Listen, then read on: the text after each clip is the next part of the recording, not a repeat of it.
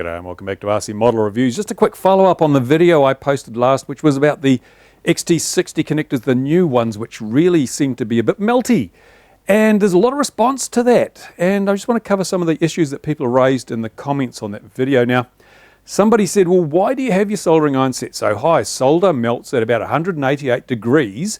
So why would you have your soldering iron set to 300 and something degrees? Surely you can just, have it down there at a couple hundred degrees. Well, no, I'm afraid you can't. And the reason for that is that once we apply, here's a piece of wire, right? And if I pull in on this a little bit, you'll see it's quite a thick piece of wire.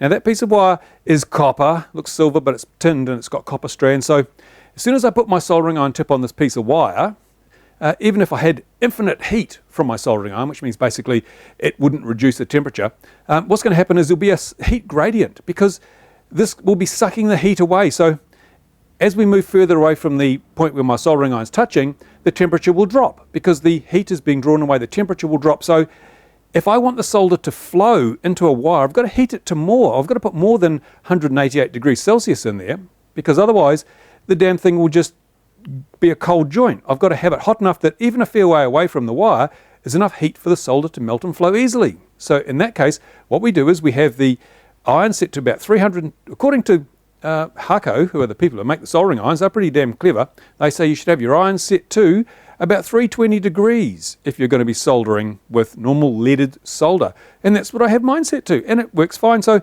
the connector itself must be capable of handling those temperatures or it's just not going to work. And this isn't one of the old ones. These work really fine. I'm happy with these.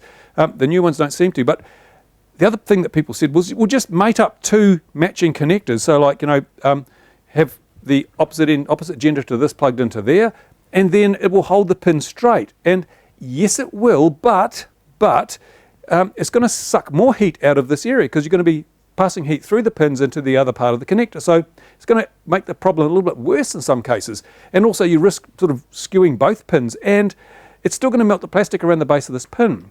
So what I think we've got here is actually a opportunity for somebody like HobbyKing or someone else to come up with a mating connector that you can plug this into, which is made from something that it's an insulator from heat and electricity, like a ceramic. If you made a ceramic mating connector, you could plug this in. It would hold the pins in the right alignment and it wouldn't suck further heat out of the piece you're trying to solder. What a brilliant product that would be. So you'd have an XT60 male and an XT60 female mating connector made of ceramic with no metal parts in it.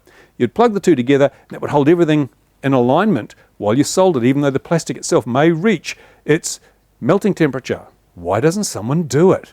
There you go. If you want to make $1 million, well, if you want to make hundreds of dollars, you could do that. Yeah, what kind of ceramic? I don't know. There must be something out there we could make it out of, but it would be a great thing. HobbyKing, put it in your product lineup, and anyone that's going to plan to solder the new connectors just buys it and the problems go away. So simple. Why didn't they think of that?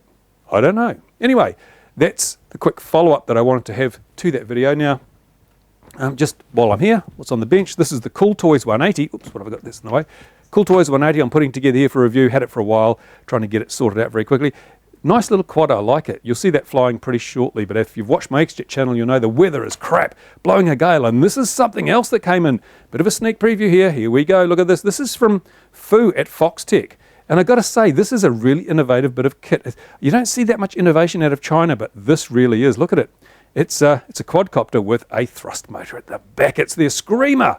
And I've seen videos of it on Fu's channel, on the Foxtech FPV channel. It really does scream. I'm looking forward to flying this when the weather abates somewhat.